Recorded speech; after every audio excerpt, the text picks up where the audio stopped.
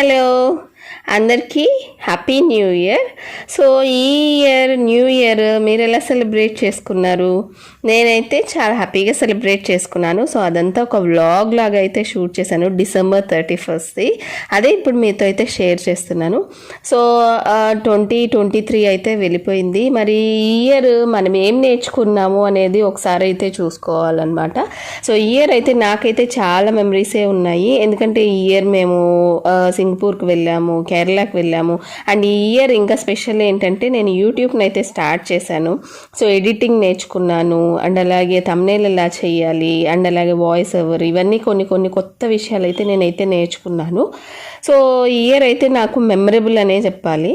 So మరి ఈ year అయిపోయి కొత్త ఇయర్ అయితే వస్తుంది. మరి నెక్స్ట్ ఇయర్ ఎలా ఉంటుందో అయితే వెయిట్ చేసి చూడాల్సింది. సో ఆ రోజు December 31st నైట్ అయితే ఇలాగా వెజ్ పులావ్ చేశాను లంచ్లోకి.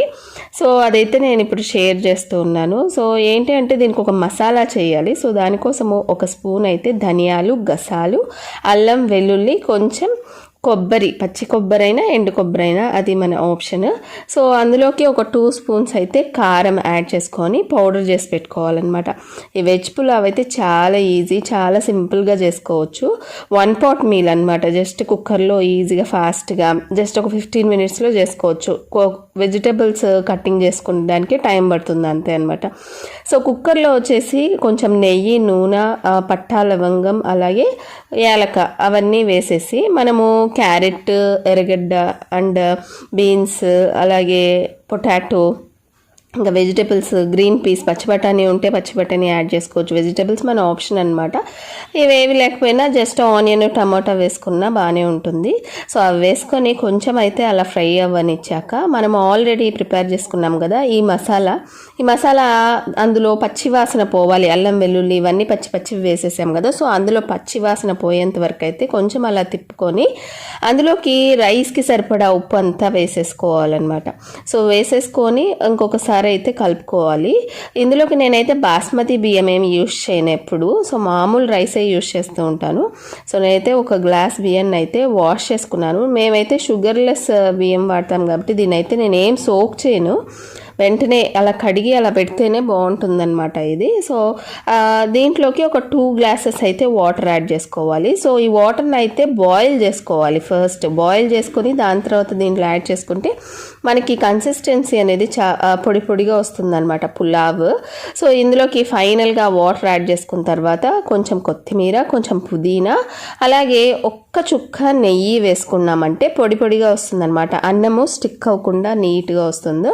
సో ఇలాగన్నీ వేసేసుకొని మనమైతే కలిపేసుకొని ఇక లిడ్ క్లోజ్ చేసేసుకొని కుక్కర్లో వచ్చేసి ఒక విజిల్ అయితే హైలో రానిచ్చండి. అండ్ లోలో వచ్చేసి ఇంకొక విజిల్ రానిచ్చేసారనుకోండి పర్ఫెక్ట్గా కుక్ అయిపోతుంది అనమాట. చాలా ఫాస్ట్గా అయిపోతుంది. ఇది అయితే ఒక ఎక్కువ ప్రాసెస్, అల్లం వెల్లుల్లి పేస్ట్ దంచుకోవడము, ఎక్కువ మసాలాలు ఇవేం అవసరం లేదనమాట. అదొక్క పౌడర్ ఒకటి చేసేసుకొని అన్నం కడిగేసుకొని వెజిటబుల్స్ కడిగేసుకొని ఫాస్ట్గా చేసేసుకోవచ్చు. టేస్ట్ అయితే చాలా బాగుంటుంది. అంటే కొబ్బరి అవి వేసాం కదా, కమ్మగా కూడా ఉంటుంది. అండ్ అలాగే ఎర్రకారం, దీంట్లో కారానికి వచ్చేసి మిరప్పొడి వేసాం కాబట్టి కొంచెం స్పైసీగా కూడా ఉంటుంది. సో ఇందులోకి అయితే ఇలా అయితే మా లంచ్ అయితే మేము హ్యాపీగా ఒక మూవీ పెట్టుకున్నాం ఈరోజు. ఇది వచ్చేసి అన్నపూర్ణే అనే మూవీ అయితే చూసామన్నమాట. ఒక షెఫ్ ఉంటుంది, నయనతార మూవీ. సో అదైతే ఓటీటీలో పెట్టుకొని హ్యాపీగా చూస్తూ అయితే ఆ రోజు లంచ్ని అయితే ఫినిష్ చేసాము. ఇక ఈవినింగ్ వచ్చేసి వేఫల్ మేకర్ అయితే కొత్తది ఆర్డర్ చేశాను అనమాట.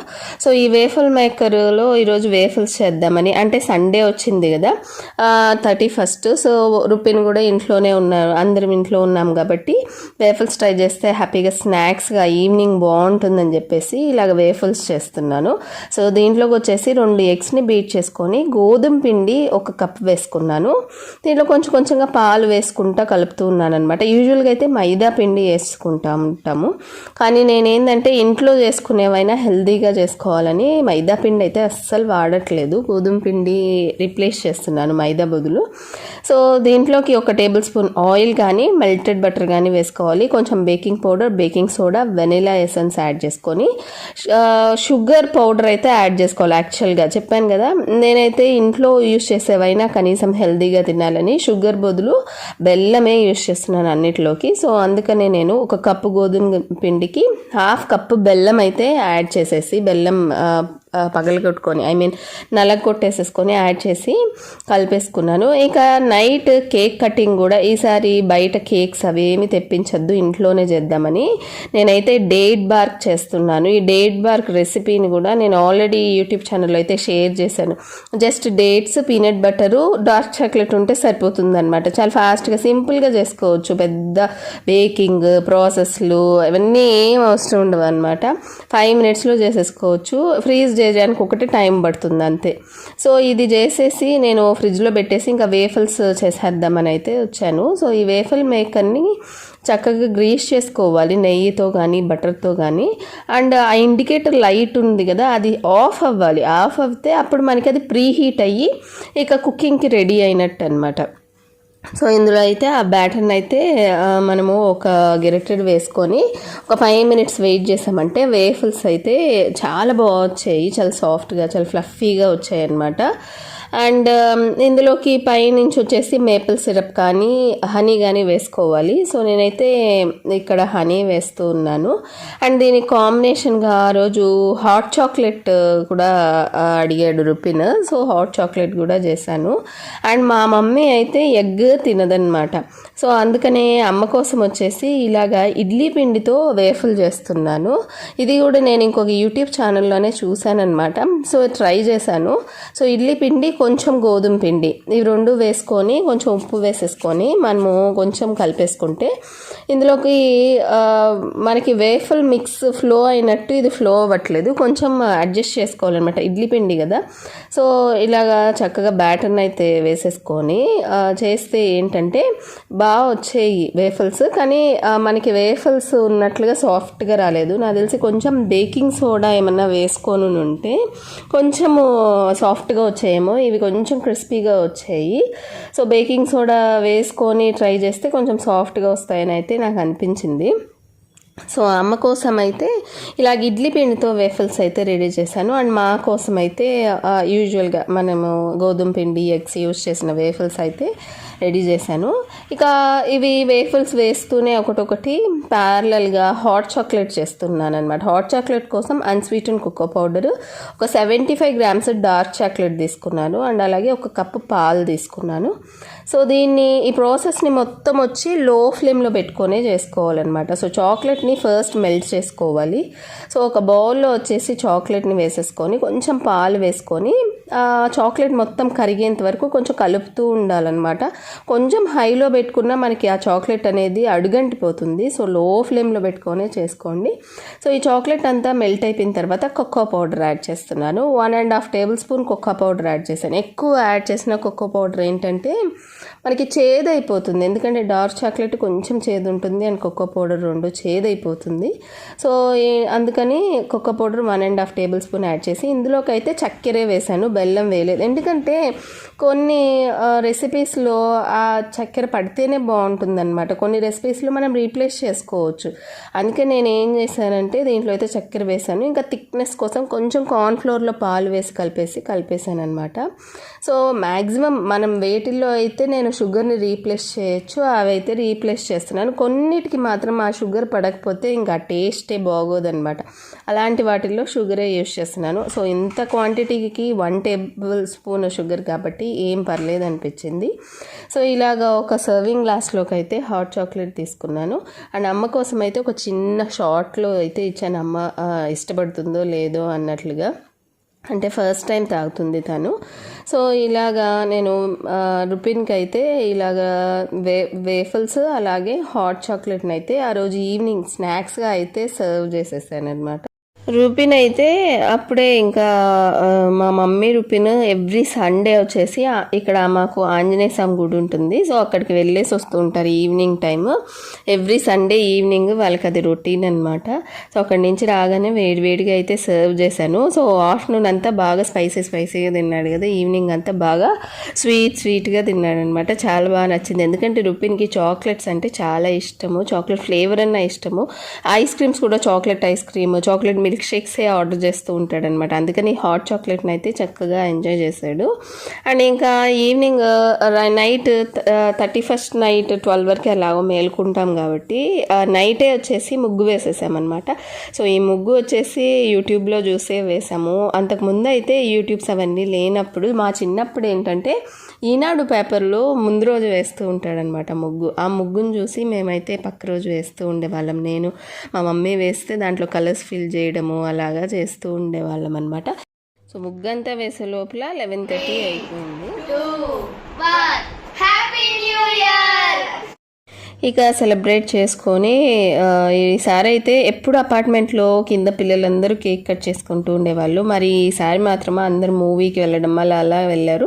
సో అందుకనే నేను రూపిన్ వాళ్ళ డాడీ వాళ్ళ అమ్మమ్మ అయితే సెలబ్రేట్ చేసుకున్నాము. ఇలాగ హెల్తీగా డేట్ బార్క్ని కట్ చేసామన్నమాట. అండ్ రూపిన్ కోసం అయితే ఈ క్యాప్ని అయితే ఆర్డర్ చేసాము. అంటే న్యూ ఇయర్ కోసం అని కాదు, యూజువల్గా ఆర్డర్ చేసాము. అది కరెక్ట్గా ఏంటంటే December 30th డెలివరీ వచ్చింది, 30th.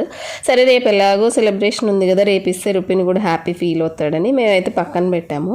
సో ఇదేంటంటే క్యాప్ పైన డిస్ప్లే ఉంటుంది అనమాట, ఎల్ఈడి డిస్ప్లే. ఆ ఎల్ఈడి డిస్ప్లేతో ఇక్కడ ఒక క్యూఆర్ కోడ్ ఇచ్చారు కదా. సో ఈ క్యూఆర్ కోడ్ని మనం స్కాన్ చేస్తే అది వెబ్సైట్లోకి వెళ్తుంది. మనం ఏదైతే టెక్స్ట్ ఇస్తామో అదైతే డిస్ప్లే అవుతుంది అనమాట. ఇది ఆన్ స్విచ్ ఆఫ్ స్విచ్ ఉంటుంది. సో ఈ క్యాప్ని అయితే ఊరికే ఇలా సెలబ్రేట్ చేశాకైతే రూపిన్కి ఇలా ఇచ్చాము. ఎవ్రీ ఇయర్ ఇవ్వము, బట్ ఈ ఇయర్ చెప్పాను కదా, అదే అలాగా డెలివరీ ఆ టైంకి వచ్చింది కాబట్టి ఇలా ప్రెజెంట్ చేద్దామని నాకు ఐడియా వచ్చి అలా చేసాము. అండ్ ఇంకా మార్నింగ్ లేసాకైతే జొన్నవాడకి వెళ్ళామన్నమాట. ఇది నెల్లూరులో బుచ్చి దగ్గర ఉంటుంది జొన్నవాడ. మా అమ్మమ్మ వాళ్ళ ఊరు బుచ్చే కాబట్టి నాకు బాగా ఇష్టం అనమాట జొన్నవాడ. అమ్మమ్మతో పాటు వెళ్ళి రాత్రులు నిద్ర చేయడము ఇలాంతా చిన్నప్పుడు అలవాటు. అండ్ అలాగే ఎవ్రీ ఇయర్ మేమైతే January 1 జొన్నవాడకే వెళ్తాం అనమాట. ఇలాగా నాకు 10th ఇయర్ నుంచి అనుకుంటా ఎవ్రీ ఇయర్ డెఫినెట్గా వెళ్తాను. సో ఇది పెన్నా నది ఒడ్డున తీరాన ఉంటుందన్నమాట ఈ గుడి. కామాక్షి అమ్మవారు అయితే ఇక్కడ ఫేమస్. జొన్నవాడి నెల్లూరులో ఉన్న వాళ్ళందరికీ అయితే తెలిసే ఉంటుంది. సో ఈరోజైతే ఇలాగా మార్నింగ్ లేవగానే ఫ్రెష్ అయిపోయి చక్కగా కొత్త డ్రెస్ వేసేసుకొని జొన్నవాడికి వచ్చి అమ్మవారికి ఈ ఇయర్ అంతా బాగా జరగాలి అని చెప్పేసి దండం పెట్టుకొని రిటర్న్ అయిపోయాము. ఇలా అయితే December 31 అండ్ Jan 1 అయితే ఇలా స్పెండ్ చేసాము. ఇంకా న్యూ ఇయర్ అంటే డెఫినెట్గా ఏదో ఒక రెజల్యూషన్ అయితే మేమైతే అనుకుంటాం. అది ఫాలో అయినా కాకపోయినా ఖచ్చితంగా అనుకుంటాం అనమాట. సో రూపిన్కి అయితే ఏం చేస్తావురా ఈ ఇయర్ రెజల్యూషన్ అని అంటే డైరీ రాస్తానని చెప్పాడు. సో డైరీ వచ్చేసి మేము వైకుంఠ ఏకాదశికి తిరుమలకి వెళ్ళాం కదా. సో అక్కడ టీటీడీలో వచ్చేసి కొన్ని డైరీస్ అయితే అండ్ క్యాలెండర్స్ అవి తీసుకుని రావడం అయితే జరిగిందనమాట. సో ఒక డైరీని అయితే రూపిన్కి ఇచ్చి ఎవ్రీడే రాస్తానన్నాడు కాబట్టి ఓకే వాడికి కూడా ఒక అలవాటుగా ఉంటుందని చెప్పేసి ఒక డైరీ అయితే రూపిన్కి ఇచ్చాను. సో ఇలాగ ఫస్ట్ డే అయితే ఆయన డైరీ రాస్తూ ఉన్నాడు. సో మీకేమైనా రిజల్యూషన్స్ ఉన్నాయా న్యూ ఇయర్కి? ఏమైనా రిజల్యూషన్స్ ఉంటే నాతో అయితే కమెంట్ బాక్స్లో షేర్ చేసుకోండి. సో ఇదండి ఇవాళ వీడియో. మీకు నచ్చుంటే లైక్ చేయండి, షేర్ చేయండి, సబ్స్క్రైబ్ చేయండి.